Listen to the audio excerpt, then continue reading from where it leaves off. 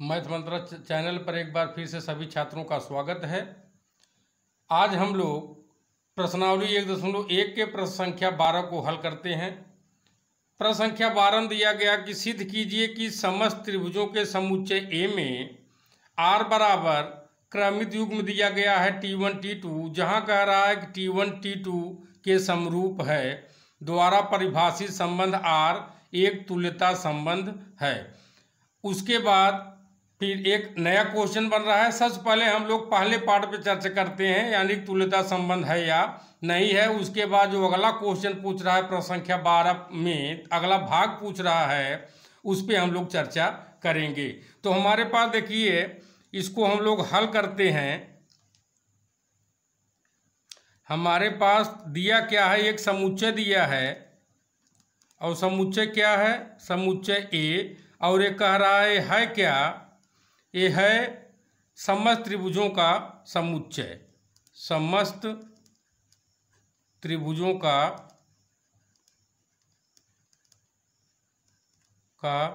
समुच्चय। और एक कंडीशन दिया है, यानी प्रतिबंध दिया गया है संबंध बनाने के लिए। R बराबर मझले कोष्टक में T1, T2 क्रमित युग्म, जहां कह रहा है T1 T2 के समरूप है, T1 T2 के समरूप है, हमारा कंडीशन दिया गया है। और हमसे कह रहा है कि आप सिद्ध कीजिए कि जो संबंध है यह एक तुल्यता संबंध है। तो कंडीशन हमारे समुच्चय हमारे पास क्या है, समस्त त्रिभुजों का समुच्चय है, यानी जितने त्रिभुज संभव हो सकते हैं सबका समुच्चय ए है। और प्रतिबंध हमारे पास क्या है, यानी कि यहाँ पर संबंध केवल उन्हीं त्रिभुजों के बीच में बनेगा जो आपस में समरूप होंगे। तो चलिए सबसे पहले हम लोग देखते हैं स्वतुल्य के लिए। स्वतुल्य के लिए दिया गया है T1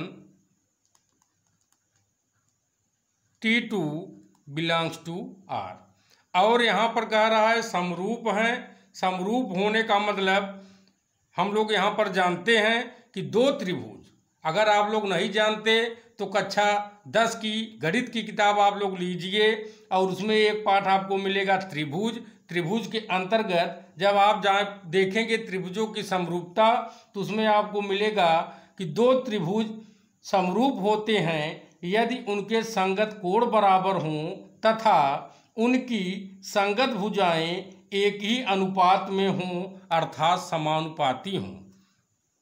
और हम जानते हैं कोई भी त्रिभुज स्वयं के समरूप अवश्य होता है, इसलिए अगर ये दोनों आपस में समरूप हैं, यानी कि T1 समरूप T2 ये दिया गया है, तो हम T1 की जगह T2 या T2 की जगह T1 रख सकते हैं, तब हमको मिलेगा। इसलिए T1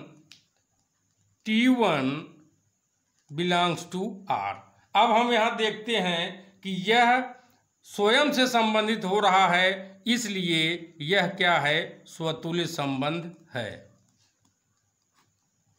स्वतुल्य संबंध है। अब हम लोग पॉइंट नंबर 2 की ओर आगे बढ़ते हैं। दूसरे बिंदु हम लोग क्या हल करते हैं, सममित के लिए। सममित के लिए, सममित के लिए एक बार फिर से हम देखते हैं हमारे पास कंडीशन क्या है, T1 T2 belongs to R, यानी कि T1 T2 क्या है, समरूप है। T1 समरूप है T2 की। अगर T1 T2 के समरूप है तब हम लोग लिख सकते हैं, इसलिए T2 T1 के भी समरूप होगा। अगर ऐसा होगा तब हम कह सकते हैं कि T2 T1 belongs to R, यानी कि यहाँ पर हम लोग देखते हैं कि दो अवयव परस्पर आपस में एक दूसरे से संबंधित हैं, इसलिए यह एक सममित संबंध है, इसलिए यह सममित संबंध है। अब हम लोग तीसरे पॉइंट पे आगे बढ़ते हैं। तो तीसरा पॉइंट जो बेसिक कॉन्सेप्ट है हम लोगों का रिलेशन का, संबंध का, उसमें संक्रामक मिलता है। तो हम लोग बढ़ते हैं संक्रामक के लिए। और हम लोग जानते हैं कि कोई भी संबंध संक्रामक संबंध हो सकता है यदि तीन अवयव परस्पर आपस में संबंधित हों। तो हमारे पास क्या है, T1 T2 belongs to R। चलिए हम मान लेते हैं कि माना इस त्रिभुजों के समुच्चय में एक त्रिभुज T3 है, T3 है जो कि T2 के समरूप है।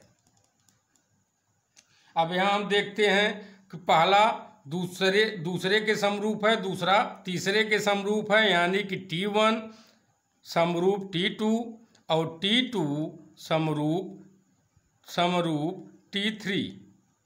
अगर ऐसा है पहला दूसरे के और दूसरा तीसरे के समरूप है तो हम कह सकते हैं कि पहला तीसरा भी, इसलिए हम कह सकते हैं इसलिए पहला यानी T1 T3 भी आपस में क्या हैं, समरूप हैं। इसलिए हमको क्रमित युग्म क्या मिला, T1 T3 belongs to R, यानी पहला दूसरा, दूसरा तीसरा, पहला तीसरा आपस में संबंधित हैं।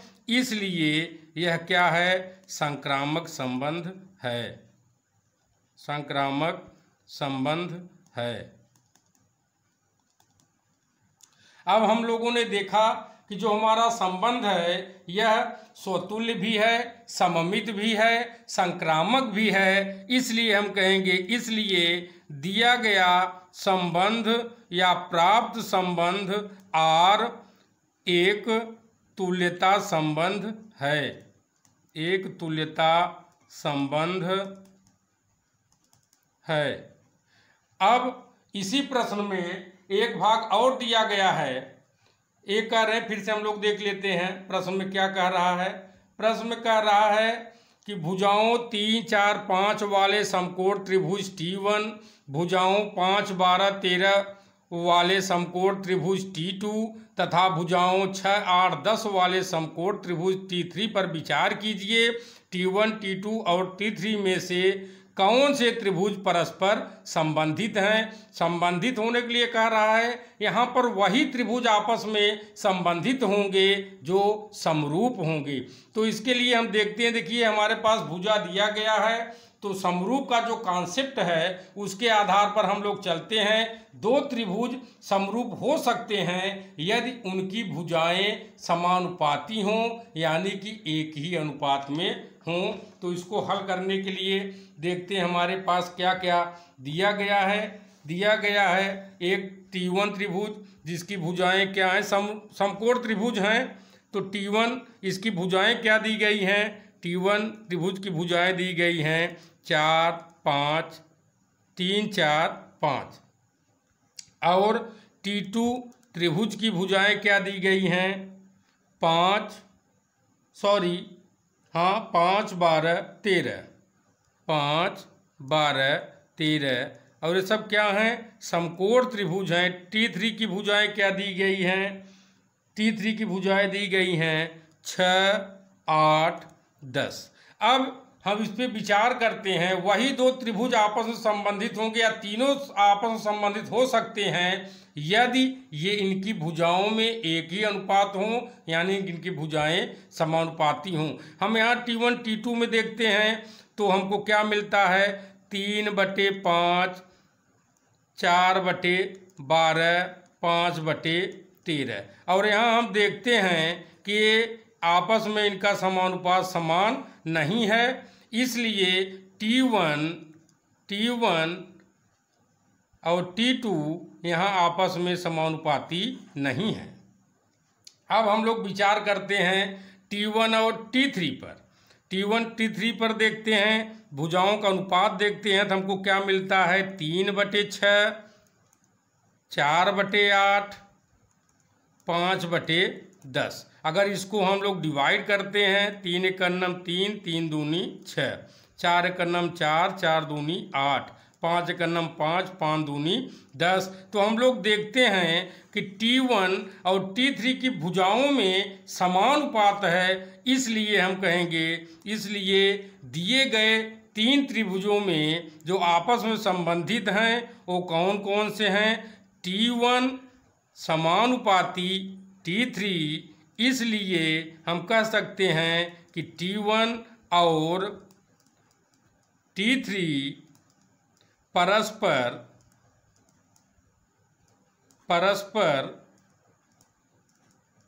संबंधित हैं, परस्पर संबंधित हैं। तो इस तरीके से आज आप लोगों ने प्रश्न संख्या 12 का अध्ययन किया। अगर आप लोगों को यह प्रश्न अच्छे ढंग से समझ में आ गया हो तो आप लोग इस वीडियो को अपने मित्रों के साथ शेयर कीजिए, ताकि घर बैठे आप गणित विषय का आनंद पूर्वक अध्ययन कर सकें। मैथ मंत्रा चैनल पर आकर के आप कमेंट बॉक्स में अपनी समस्याओं को कह सकते हैं, ताकि मैथ मंत्रा चैनल आपकी समस्याओं का निवारण कर सके। आप सभी लोगों ने इस वीडियो को वॉच किया, इसके लिए मैथ मंत्रा चैनल की तरफ से आप सभी लोगों को धन्यवाद।